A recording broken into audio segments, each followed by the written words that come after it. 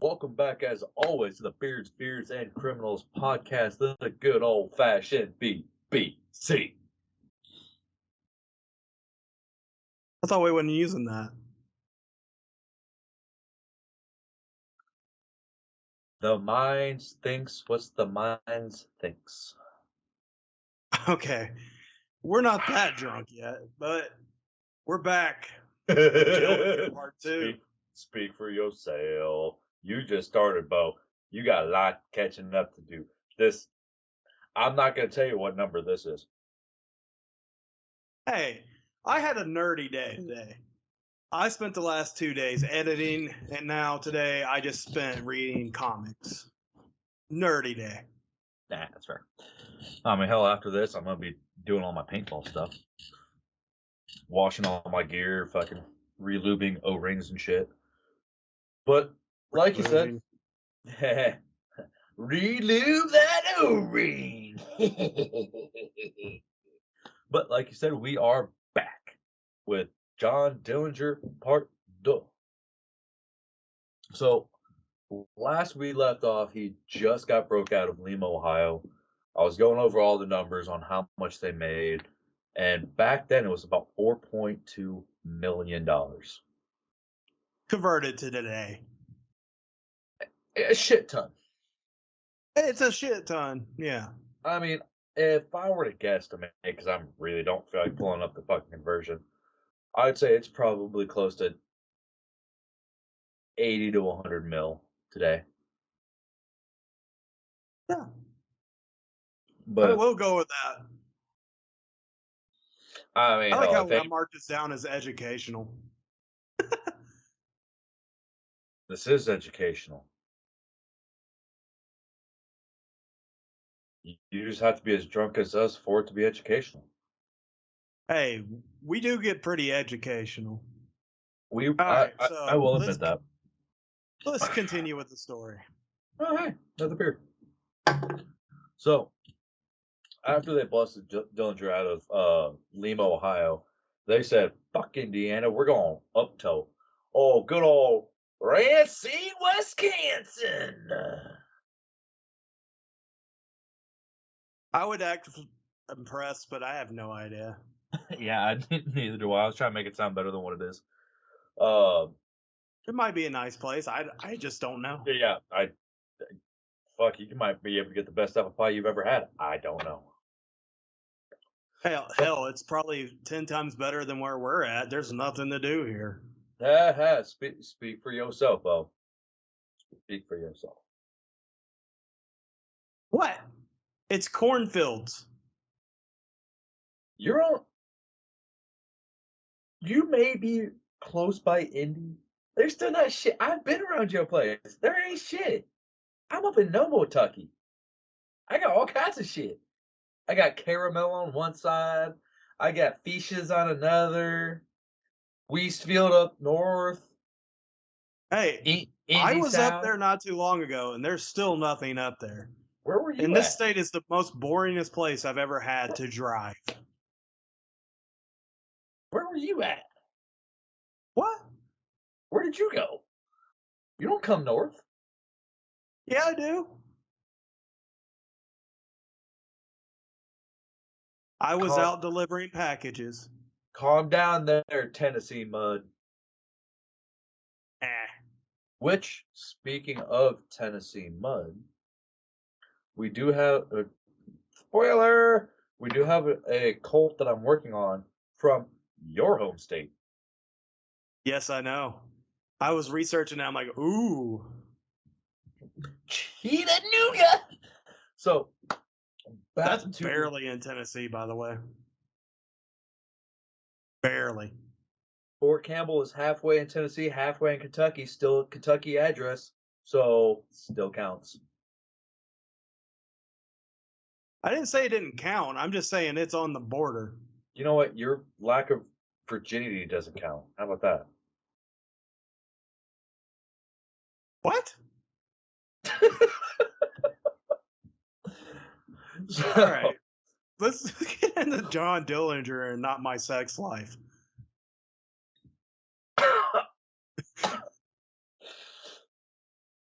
Oh god, that one made me cry. Memories. Not of your sex life. Not of your sex life. Were you watching?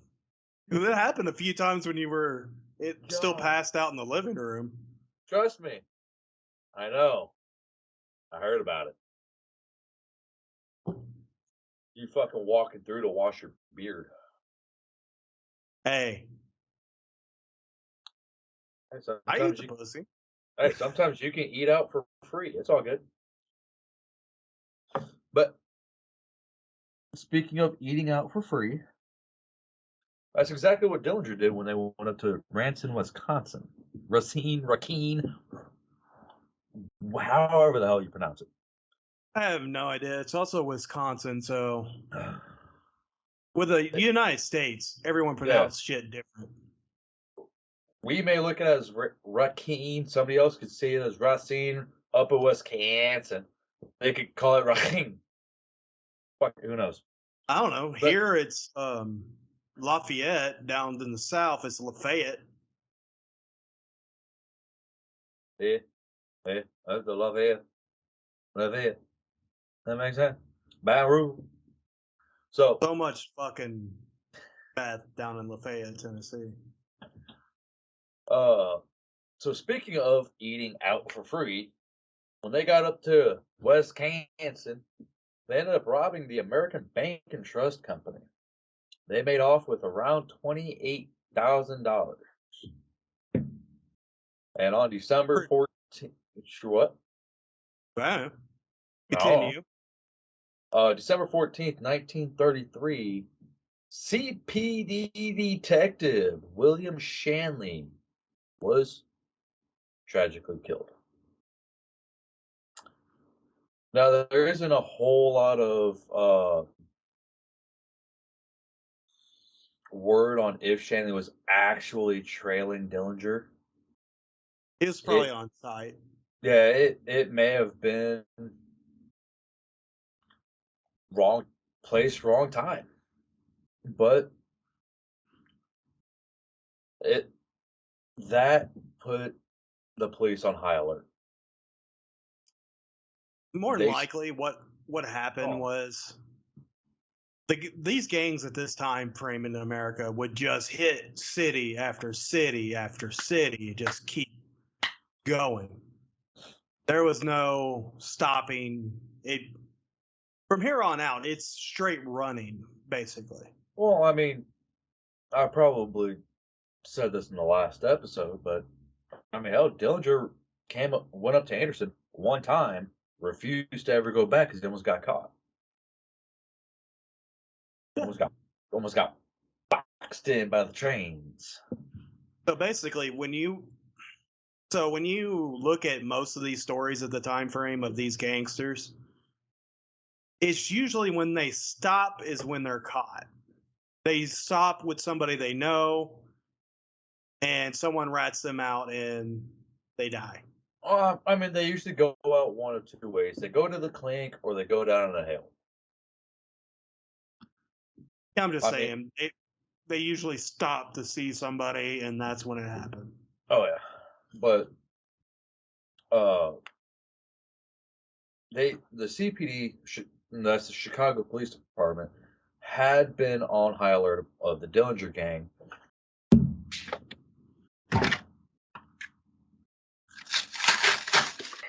So after they killed, well, let me rephrase. Before they killed Detective Shanley, the Chicago Police Department had been put on high alert because they had already suspected the Dillinger gang of the involvement in the robbery of the Unity Trust and Savings Bank of right around $8,700 the day before. And just at a guesstimation, I'd say that's probably right there around $15,000-$20,000 today. Um, but the robbery eventually determined that it wasn't them; it was somebody else. There was roaming gangs just Oh yeah, attacking everyone. I mean, the early 30s, you're talking, the mob, mafia, Dillinger, fucking Capote, or not Capote. Wow. John Gotti. Yeah, basically you had the Italian gangs, the Irish gangs, the bank robbers. Everyone was going at this point. Oh, hell yeah. I mean, hell, this is the earliest version of gangbangers. Yeah. But Shanley was following a tip that a gang member's car was being serviced at a garage nearby. Now, old John Red Hamilton, who we mentioned last week, was there at the garage that afternoon. And when Shanley walked up to him, Red didn't even hesitate. He just pulled a pistol and popped him twice. Pop, pop. Killed Shanley and ran. Now, this led the Chicago Police Department to establish a 40-man Dillinger squad. You know, he had to be proud of that. I got 40 men after my ass. Shit. 40 men? Hell, how many people did the Zodiac have after him after a while? Fuck. They never caught the Zodiac, so fucking everyone. Fair. They fucking released the shit out to the public, hoping they could fucking solve this shit. And they did. They It they was never like they never caught Zodiac, and they still haven't caught the Doodler. the doodler. Ah, That's like the best fucking serial killer name, the Doodler.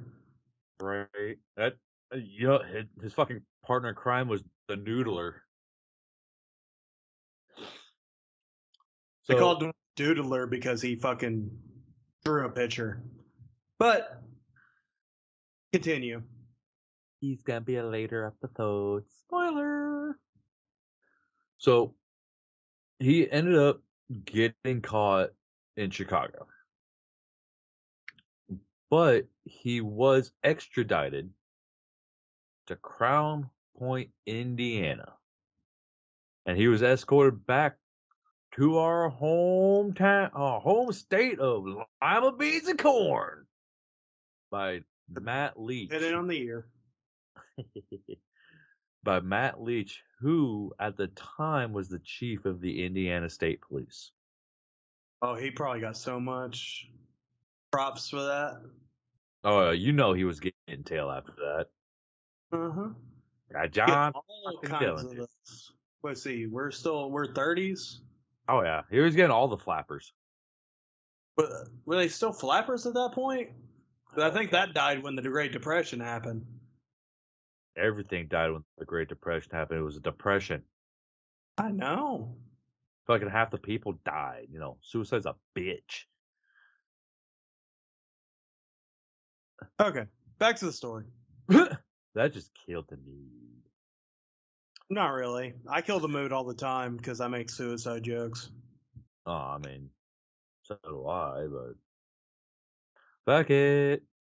So Dillinger ended up getting taken to Lake County Jail in Crown Point,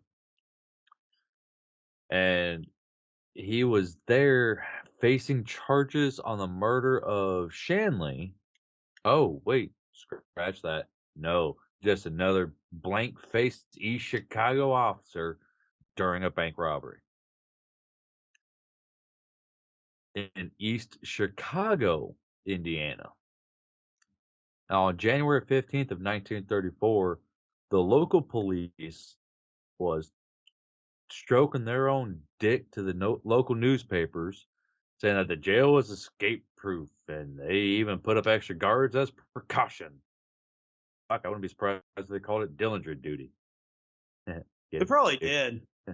Duty. And duty. If he if you never fucking brag about shit being escape proof. Right? Just look at Yeah, Houdini. But on words are hard at 9:30 a.m. Saturday, March 3rd, 1934. Did you guess what happened? Go ahead. Yes. What is he known for, people? Dillinger Escaping. escaped. He went full escape. Now, during morning exercises at the jail with 15 other inmates, Dillinger produced a pistol, catching deputies and guards by surprise. He was able to leave the premises without firing a single shot. So Which, I've come so it's around to your argument, but go ahead. wait, what? Just go ahead with the story. Well, I was gonna say, Amber and my roommate, when I came home the other night, they were watching Public Enemy. Nice. So I literally watched this with Johnny Depp. They were actually spot on with it too. But almost immediately after all this shit began, everybody had a freaking word. Did he pull the gun? Was it real? Did he fire? Did he not? Da da da da da da. But Deputy Ernest Blanc said that Dillinger had escaped using a real pistol. The FBI, on the other hand, says it was a carved fake pistol. So I'm going to go with the FBI. I know I was against it. We were discussing it last time. But now that I think about it, it was probably a matter of pride that they were saying it was a real fucking gun and not just a fucking piece of wood. But Sam Calhoun, a trustee who Dillinger took hostage, said that Dillinger carved the gun using a razor and some shelving that was in his cell. And another version of somebody trying to just throw their name out there Oh, yeah. was Dillinger's attorney, Luis Pickett. Now, excuse me. The investigator Art O'Leary said in an interview that Pickett snuck the gun in himself. So That's just someone trying to ride coattails yeah, and say, hey, that was a real gun. it was in my I bed. don't I don't think it was. I really don't anymore. What I think it was is, oh shit, he just got escaped with a fucking piece of wood. I mean, I can escape wood, but no one fucking talks about that. Cock push-ups. I can do one. All right. Now, on March 16th, Herbert Youngblood, who escaped from Crown Point with Dillinger, was shot dead by 3 police officers in Port Huron, Michigan. Deputy Sheriff Charles Kavanaugh, however, was mortally wounded in the exchange of gunfire and died several hours later. But before he died, Youngblood told officers that Dillinger was in the neighborhood of Port Huron, and immediately they began searching for him.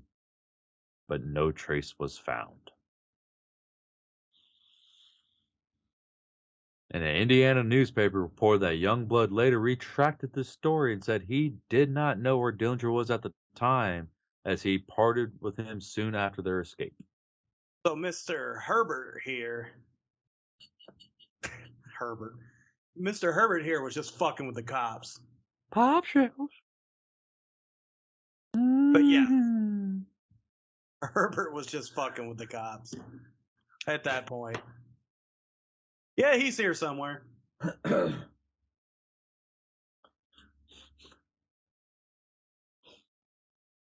Haven't seen the Dillinger boy.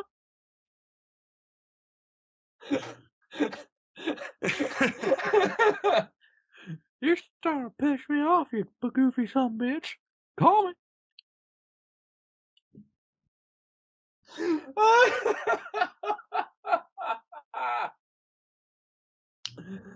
I am horrible. All right, let's continue with the fucking story. Wait, hold on. Before the cops went off trying to find Dillinger, do you think Herbert Youngblood looked at him and went, "Don't forget to stretch out those cramming hamstrings"? Probably. I See, got he has the weird. He has a nerdiest first name, but the awesome last name, Youngblood. What's wrong with Herbert? It's nerdy. I know what I'm saying. All right, dicks. Hey. Eh. I agree my name is fucking stupid. But let's continue with the fucking story. On it for each other. You dust bowl bastard. So, You just wish your name was Youngblood. no, I wish my name was Ravenscroft, That is a cool name. But which let's continue. will end up in a series later. Now, Dillinger was indicted by a local grand jury and the Bureau of Investigation, which was a precursor to the FBI. Now, they had organized a nationwide manhunt just several short hours after his escape from Crown Point Jail. And that's He, hard to do in that time frame. oh yeah, considering how nobody talked to each other, it was "fuck you, he's ours." Oh yeah. Dillinger ended up reuniting with his girlfriend Evelyn Billy Frechette and her half sister at her half sister Patsy's Chicago apartment. Now I don't know if that apartment is still stands or that address still exists. So just for safety's sake, we're not throwing it out there. But according to Billy's trial testimony, Dillinger stayed with her for almost 2 weeks in that apartment. That's a But long time. the two actually traveled to the Twin Cities to take up lodgings at the Santa Monica apartments in Minneapolis, Minnesota, where they stayed for 15 days from March 4th to March 19th, 1934. Now, after this, Dillinger ended up meeting up with old Red Hamilton, who disappeared because he was recovering from a gunshot wound that he suffered in the East Chicago robbery a month prior. And they brought together a new gang, along with Babyface Nelson, Homer Van Meter, Tommy Carroll, and Eddie Green, the old familiar characters. And 3 days after he got out of Crown Point, they robbed a bank in Sioux Falls, South Dakota, and then the First National Bank in Mason City, Iowa. Now, I don't. I don't know about how you drive, but when I drive, it takes me a little bit more than 3 days to get to fucking South Dakota. Well, you also got to take in the fact there's not as many cars, and being the time frame, that car was very powerful and fast It just had a V8. compared to everything else for that time frame. It's also South Dakota. There's still not a whole lot of cars out there. They probably drove like all night. Yeah, probably taking shit. So, on Tuesday, March 20th, 1934, Dillinger and Billy moved into the apartment 303 of the Lincoln Court Apartments in St. Paul, Minnesota, using the aliases Mr. and Mrs. Carl T. Hellman, the maker of mayonnaise. Now that's not where I was going with it. I just thought he was like Yeah, I'm gonna be funny. I'm a hell man. I'm going straight to hell for this shit. I'm white. My first thought was mayonnaise. I'm not even gonna lie. My first thought, I'm a Satanist and I'm white, and my first thought was fucking hell. So Well, I mean, that just makes you normal. To true. be a Satanist and white. I mean, how many black Satanists do you know? Not that there isn't any. Just saying. I don't know. I don't know a lot of Satanists, especially being in fucking Indiana. Oh, you worked with one and you know it. Okay, so I'm not going to get into this here, but we were two different types of Satanists. We'll talk about that on the after show. Um, so the three-story apartment complex had 32 apartments, 10 on each floor, and 2 basement units. They were at the fucking top. You would think they would want the ground so they can run faster. Yeah, but if you have them at the top, then you have them in a kill zone. You can just shoot down the fucking stairwell and just mow them down. That's true. So Daisy Coffey, the landlord's leash owner, would later testify at Billy's trial that she spent most evenings during Dillinger's stay furnishing apartment 310. Mind you, they were in 303, which enabled her to observe what was happening in apartment 303 directly across the courtyard. Fucker. And on March 30th, Coffey went to the FBI's St. Paul field office to file a report, including information about the couple's new Hudson sedan parked in the garage behind the apartments. That's why you don't buy brand new cars. They got all this money, they have no plans of really spending. So, fuck it, new cars for everyone. Bo, if I'm robbing a bank, you ain't never hearing from me again. I'll Yeah, be but gone. they robbed multiple banks. I don't understand what they were planning here. Yeah, I don't know. But either way, I'd be gone. I wouldn't be in Indiana. I wouldn't be in Minneapolis. I wouldn't be in Kentucky, Illinois. No, fuck that. My ass is going to Oregon. I'll go to Seattle. Ain't nobody ever gonna think about looking for me there. Oh, that's a pretty ass car. You're a I'm a okay. what? What? Sorry, I just looked up the car. It's what you think of a 1930s pretty car. So hang on. Would you for the younger folk watching? Have you seen Cars? Me? Yeah, No. you've never seen Cars. I'm not the biggest Disney fan. The only thing I like at Disney they bought, like Star Wars and Marvel.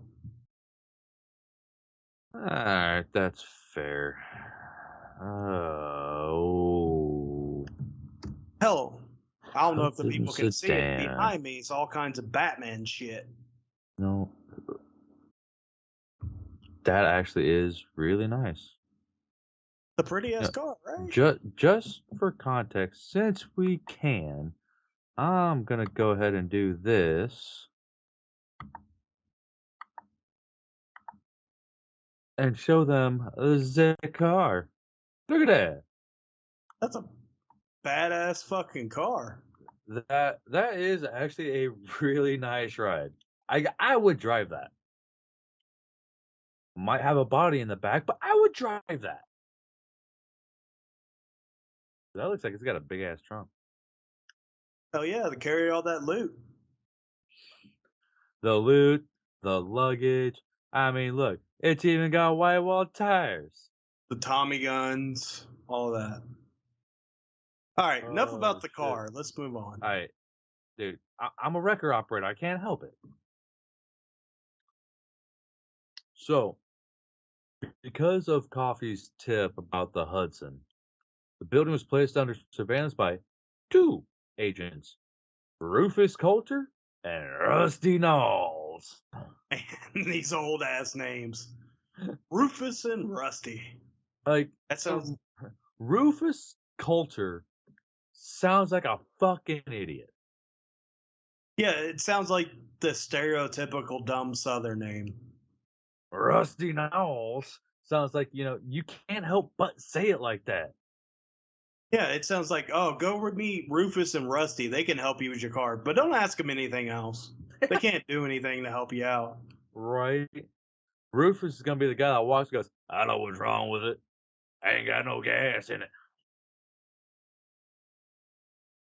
Okay. So, Back to the fucking story.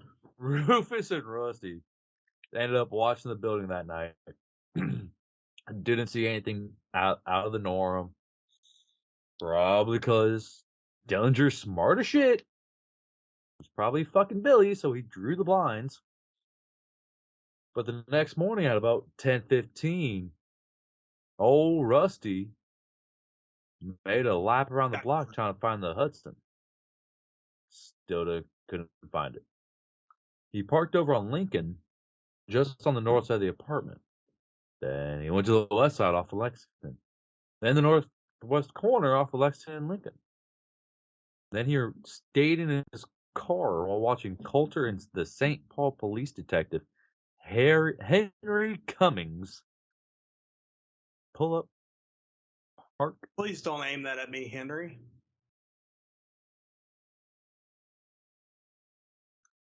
That's a nice 12 valve you got there, Henry.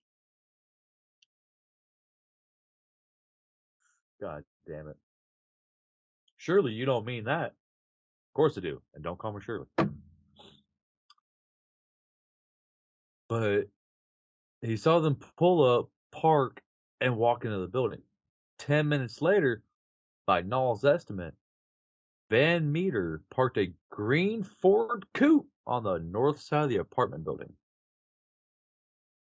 Now, while that was happening, Coulter and Cummings knocked on the door of apartment 303. Billy, answer the door. She opened it about 2 to 3 inches. Stop doing man math. Subtract that a little bit. Yeah, there we go. We're not talking about your dick size. Oh, well, in that case, let me stretch. So, she said she was not dressed to come. She wasn't dressed, so she was standing there all naked behind the door and said, huh, go back and come back. Well, Coulter was like, no, we'll wait. Take your time. Waited 2-3 minutes. Coulter went down to the basement apartment, talked to the caretakers. Louise and Margaret. Don't even try. You right there? You right there? All right there. Sorry, somebody got a little bit of an attitude. Meidlinger. And asked to use a phone to call the bureau. Now, after the call, he quickly got back to Cummings. Yeah, he was coming to Cummings. And the two of them waited for Billy to open the door. A jizz in my pants. Jesus Christ. Now, when Billy opened the door, Van Meter appeared in the hall and asked Coulter if his name was Johnson. So it would be Johnson and Cummins. That Johnson is coming. Coulter said, no, that's not my name. As Van Meter passed him on the landing of the third floor, Coulter asked him for his name. Van Meter was like, I'm a soap salesman. Asked him where his samples were, and Van Meter said they were in his car. Coulter asked if he had any credentials. Fuck no. Continued right back down the stairs. Now, Coulter waited 10, 20 seconds, and then followed, as normal cops do. But as Coulter got to the lobby on the ground floor, and Van Meter was waiting for him. Turned around, shot him. Now Coulter ran, understandably, Mm-hmm. and he was quick as fuck too. He was gone outside. Van Meter gave chase, but Van Meter ran back inside. Now, recognizing Van Meter, Knowles pointed out the Ford to Coulter and told him to disable it. Coulter shot out the rear left tire because fuck Tire's flat, desk can't drive on it. desk pop. It happens. Now You can drive on it. It's just not good for the car. it's not gonna be comfortable. It's just like with the fucking horror movies. Ah, shit, I got a flat. Now I gotta go into this abandoned fucking house that has a fucking serial killer in it. Oh No, look! no, just Oh fucking drive on it. oh, we're in Texas, middle of nowhere. I have a flat. Oh shit! Oh look, there's a house that looks like a perfect fucking cube. I'm a horror movie fan and I've never understood that. It's like, just Is fucking drive on the rim, dude. is somebody cutting firewood? Why do I hear a chainsaw? Do you have your own slaughter business? This is nice enterprise. I like it. Synergy. But after Coulter shot out the tire, he stayed with the Ford. And Noel went to the corner drugstore to call the local police. Then he called the FBI bureau in St. Paul, but could not get through because both lines were busy. That time frame when you couldn't call anyone. Right? That's when they actually had Oh. people that would connect the phone lines. St. Paul operator, where can I direct your call? Okay, hang on.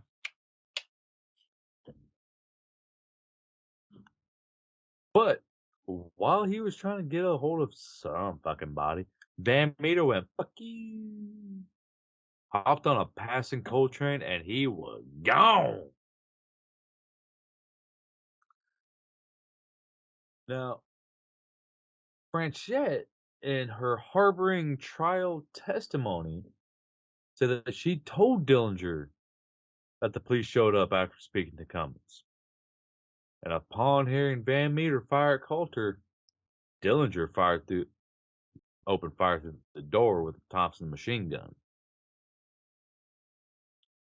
For everybody that don't know, that's a Tommy gun. Oh, gangster. You can't have old gangster stories without that Tommy gun. Yeah. Dude, those Tommy guns are fucking bad. So, you mentioned Coltrane, and it's actually called Truck. They're in the middle of St. Paul, not too many trains running through. But Yeah. I was wondering, I thought it was a train. mm, I'm also kind of drunk now.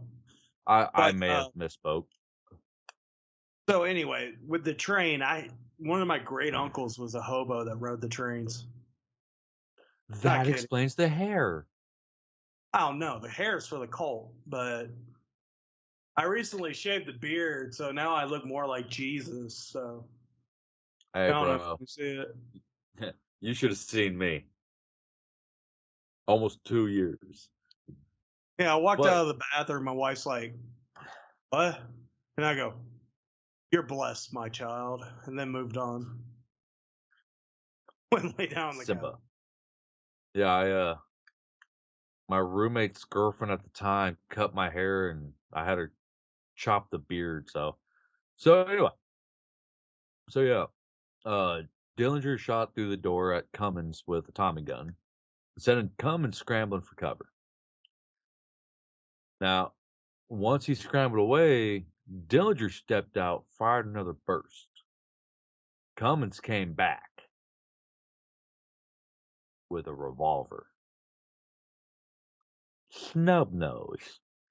So 6 shots versus a Tommy gun, which I don't know how many shots that has. Depending on the magazine, up to 45. Nice.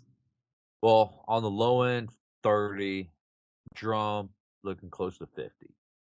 I don't I know believe. much about guns. All I know about the Tommy gun is from Resident Evil 4.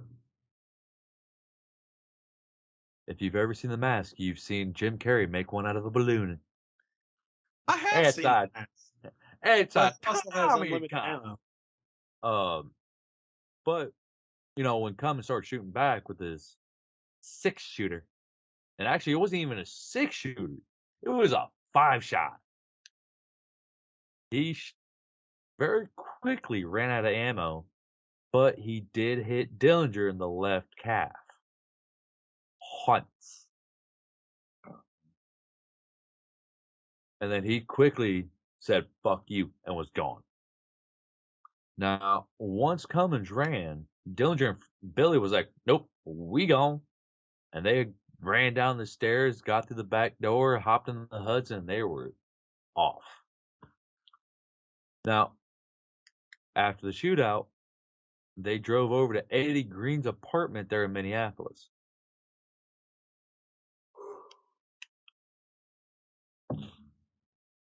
And when they got there, Green called his associate, Dr. Clayton E. May, to come up to his office.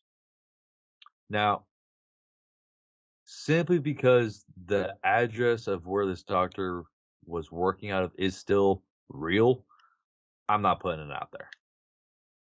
Yeah, you don't want people going there. Right? Now with Green, his wife, Beth, and Billy, following in Green's car, the doctor drove Dillinger to an apartment belonging to a one Augusta Salt, who was a nurse and who had provided nursing services and a bed for May's illicit patients for years. Anyone else Now, singing a song from Willy Wonka? A ghost.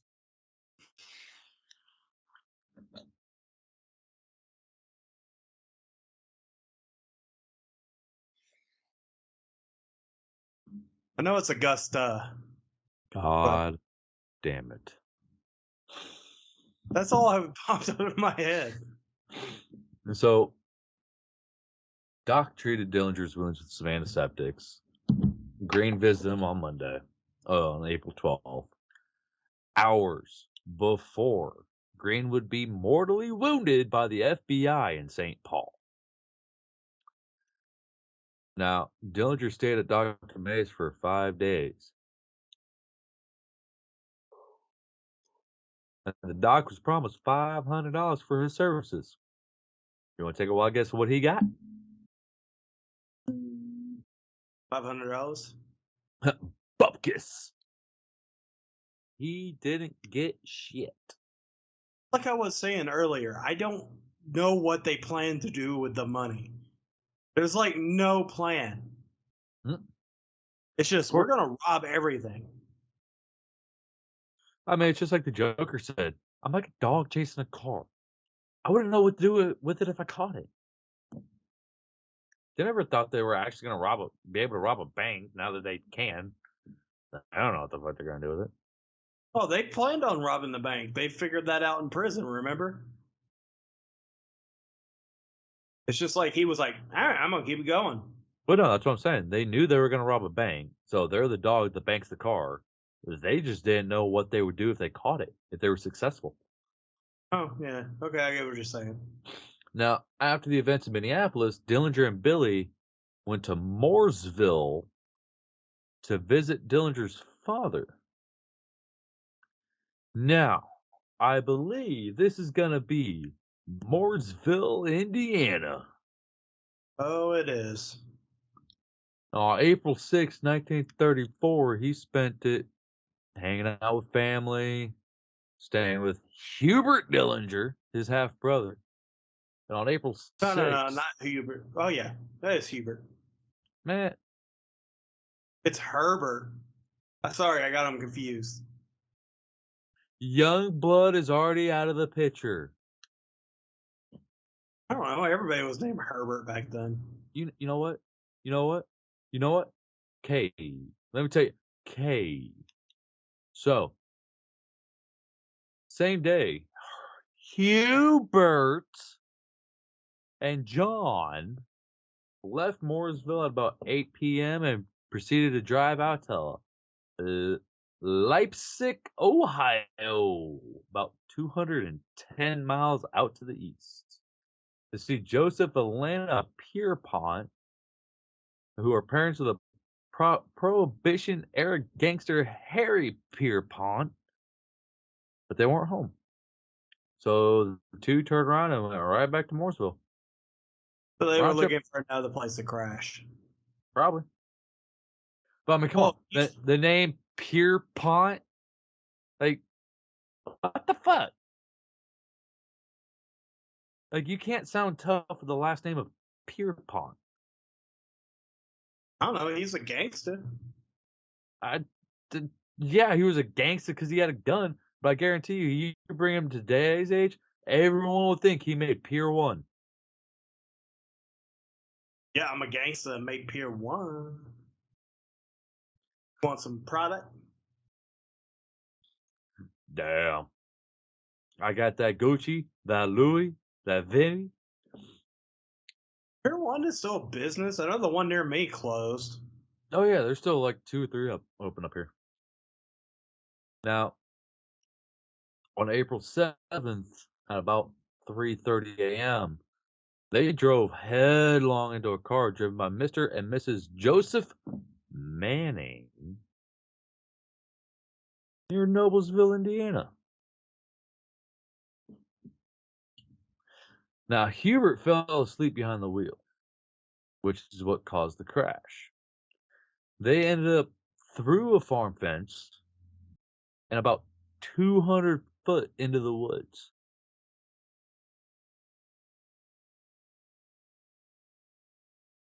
And They were going fast. oh, fuck yeah. Now, both men ended up making it back to Mooresville. And police swarms, I'm talking like Skeeter level swarms of cops, showed up at the accident scene within hours. In the car, they found maps, machine gun magazine, rope, and a bullwhip. Now, according to I'm Hubert, trying to figure out what the bullwhip was for. his brother John was planning to pay a visit with the bullwhip to his former one-armed shyster lawyer at Crown Point, Joseph Ryan. Now, he had run off with the retainer after being replaced by Louis Picot. And about 10:30 a.m. on April 7th, Billy, Hubert, and Hubert's wife purchased a black four-door Ford V8, registering in the same name of Mrs. Fred Pinfield. And at 2:30 p.m., Billy and Hubert picked up the V8 and returned to Mooresville.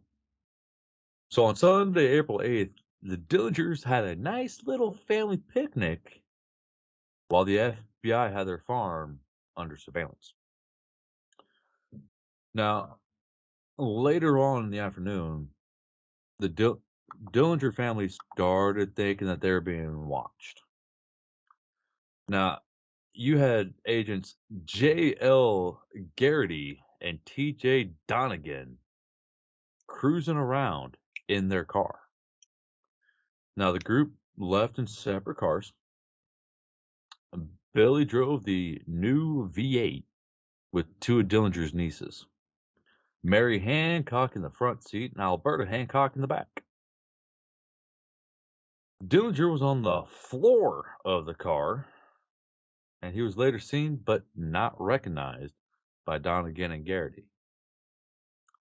And eventually, Norman, driving the V8, proceeded with Dillinger and Billy to Chicago, where they separated. Now, the following afternoon, on April 9th, Dillinger had an appointment at a tavern there in Chicago, but sensing trouble, Billy went in first, and she was immediately arrested. But she refused to tell them where Dillinger was. I'm surprised how loyal she was. Yeah, right? Now, Dillinger was like right outside in the car, and he fucking took off, leaving her and never saw her again. Now, several members of the Dillinger gang reported that he became despondent after Billy was arrested. They tried talking him out of rescuing her, but Van Meter encouraged him by saying that he knew where they could find bulletproof vests. That Friday morning, late at night, Dillinger and Van Meter took a hostage. Now, Warsaw, an Indiana police officer, Judd Pittenger, was their target. They marched Pittenger at gunpoint into the police station, where they stole several more guns and a couple vests. When they separated, Dillinger picked up Red, who was recovering from the Mason City robbery. He has bad fucking luck with robberies. This dude got shot constantly. Oh, all the time. He was like So the I Johnny. He was understand like the that. Johnny Knoxville of this group. So no, that would be Dillinger, but Or would he he's be more of the Steve-O? Steve-O. A wee But man. so this dude, every robbery basically has been shot. I Right? understand the caliber is weaker, but goddamn, Yeah, it's fucking ridiculous. I bet the scars on this man would be just astronomical. You could play connect the dots with them. you know, at some No. point you have to be, man, this ain't for me, dude. What the fuck? Fuck this, I'm out. Fuck this shit, I'm out. Now, Red and Dillinger end up traveling to the Upper Peninsula of Michigan, where they visited Red's sister, Anna Steve. And unfortunately, that's all the time that we have this week. Next week, we'll pick up with the escape at Little Bohemia. This will be the final part of our story. That will John. be part 3 of our series, finally concluding Dillinger. This is the longest one we've done. 3 parts. Yeah, it is. So we will talk to y'all next week. And as always, we love y'all. We appreciate you. And if anybody but us watches this, hit the subscribe, hit the like, let us know what you think, and we'll come to you next week. Love you guys. Father loves you. Good night, guys.